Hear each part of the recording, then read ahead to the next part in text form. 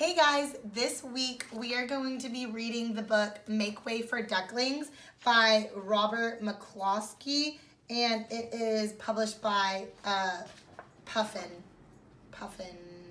Picture Puffins.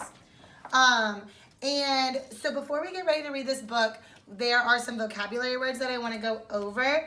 And so the first one I want to go over is the word public garden. And a public garden is a large park located in Boston. And so this is where the setting of our story is. It's the public garden.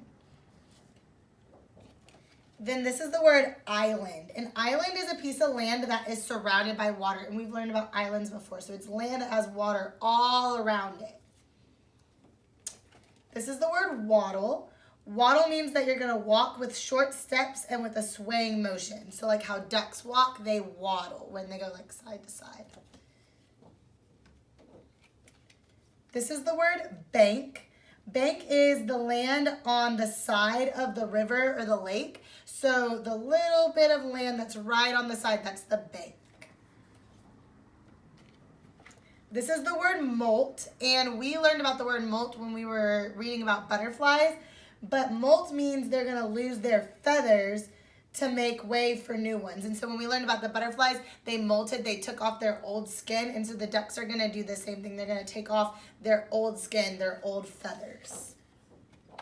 And that is all of our vocabulary words. So we're going to go ahead and get ready to read our book.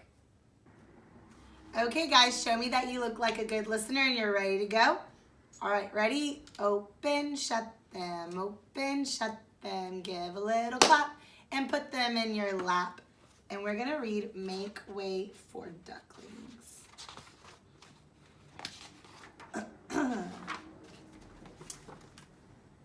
Mr. and Mrs. Mallard were looking for a place to live, but every time Mr. Mallard saw what looked like a nice place, Mrs. Mallard said it was no good.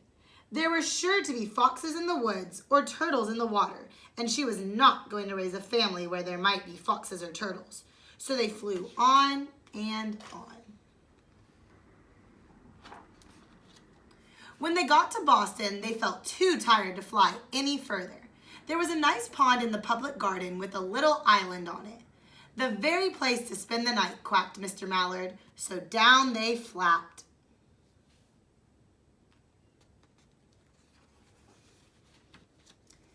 Next morning, they fished for their breakfast in the mud at the bottom of the pond, but they didn't find much.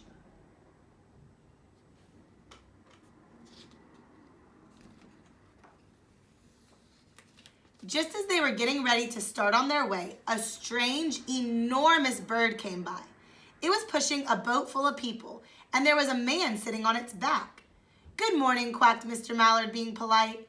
The big bird was too proud to answer. But the people on the boat threw peanuts into the water, so the mallards followed them all around the pond and got another breakfast better than the first.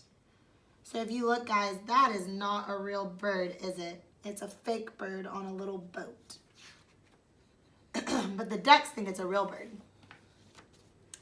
"I like this place," said Mrs. Mallard as they climbed out on the bank and waddled along. "Why don't we build a nest and raise our ducklings right in this pond? There are no foxes and no turtles, and the people feed us peanuts. What could be better?" "Good," said Mr. Mallard, delighted that at last Mrs. Mallard had found a place that suited her. But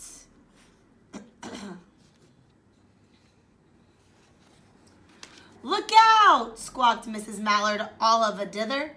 "You'll get run over." And when she got her breath, she added, "This is no place for babies. With all those horrid things rushing about, we'll have to look somewhere else." So someone on a bike in the park almost ran them over, so now Mrs. Mallard does not want to live there. So they flew over Beacon Hill and round the State House, but there was no place there.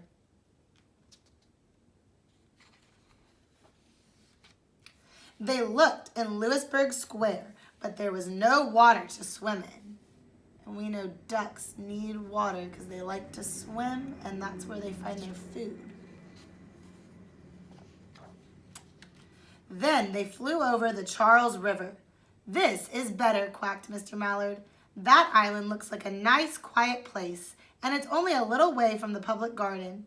"Yes," said Mrs. Mallard, remembering the peanuts. "That looks like just the right place to hatch ducklings."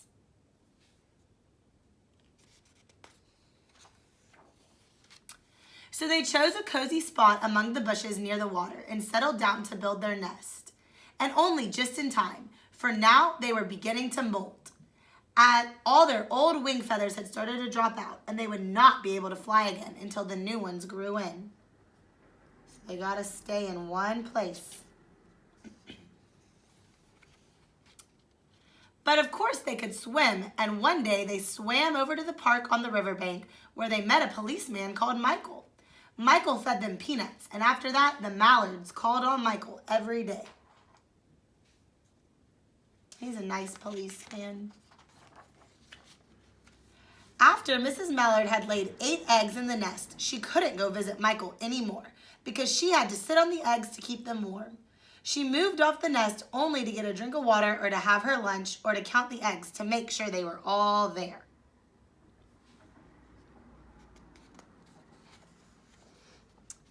One day, the ducklings hatched out. First came Jack, then Cack, and then Lack, then Mack and Knack and Whack and Pack and Quack. Mr. and Mrs. Mallard were bursting with pride. It was a great responsibility taking care of so many ducklings, and it kept them very busy. All their names rhyme. One day, Mr. Mallard decided he'd like to take a trip to see what the rest of the river was like further on. So off he set. "I'll meet you in a week in the public garden," he quacked over his shoulder. "Take good care of the ducklings." "Don't you worry," said Mrs. Mallard. "I know all about bringing up children." And she did. She taught them how to swim and dive. And that's important for ducks to know. She taught them to walk in a line, to come when they were called, and to keep a safe distance from bikes and scooters and other things with wheels. They have to stay away from those things so they don't get squished. When at last she felt perfectly satisfied with them, she said one morning, "Come along, children, follow me." Before you could wink an eyelash, Jack, Cack, Lack, Mack, Knack, Whack, Pack, and Quack fell into line just as they had been taught.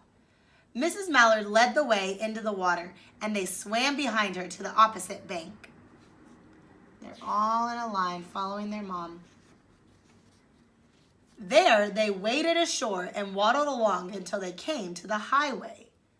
There's a lot of cars on the highway. I wonder how they're going to get across the street. Mrs. Mallard stepped out to cross the road.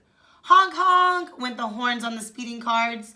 Quack, went Mrs. Mallard as she tumbled back again. Quack, quack, quack, quack, went Jack, Cack, Lack, Mack, Knack, Whack, Pack, and Quack, just as loud as their little quackers could quack. The cars kept speeding by and honking, and Mrs. Mallard and the ducklings kept right on quack, quack, quacking. I bet they're pretty scared of all the cars. They don't want to get run over. They made such a noise that Michael came running, waving his arms and blowing his whistle. The nice policeman from earlier, he's coming to help. He planted himself in the center of the road, raised one hand to stop the traffic, and then beckoned with the other, the way policemen do, for Mrs. Mallard to cross over. So he stopped the cars so that the ducks could cross the road. As soon as Mrs. Mallard and the ducklings were safe on the other side and on their way down Mount Vernon Street, Michael rushed back to his police booth.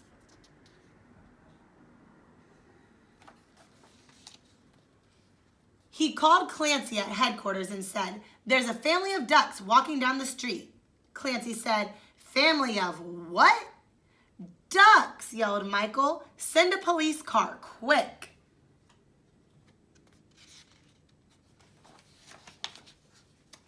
Meanwhile, Mrs. Mallard had reached the corner bookshop and turned onto Charles Street with Jack, Cack, Lack, Mack, Knack, Whack, Pack, and Quack all marching in line behind her. There they go, marching through town. Everyone stared. An old lady from Beacon Hill said, "Isn't it amazing?" And the man who swept the street said, "Well now, ain't that nice?" And when Mrs. Mallard heard them, she was so proud, she tipped her nose in the air and walked along with an extra swing in her waddle. Everyone thinks the ducks are so cute. When they came to the corner of Beacon Street, there was a police car with 4 policemen that Clancy had sent from headquarters. The policemen held back the traffic so Mrs. Mallard and the ducklings could march across the street. And there they go, little tiny ducks going across. Right on into the public garden. They're still going. Inside the gate, they all turned around to say thank you to the policeman. The policeman smiled and waved goodbye. That was really nice of them to help. When they reached the pond and swam across the little island, there was Mr. Mallard waiting for them, just as he had promised.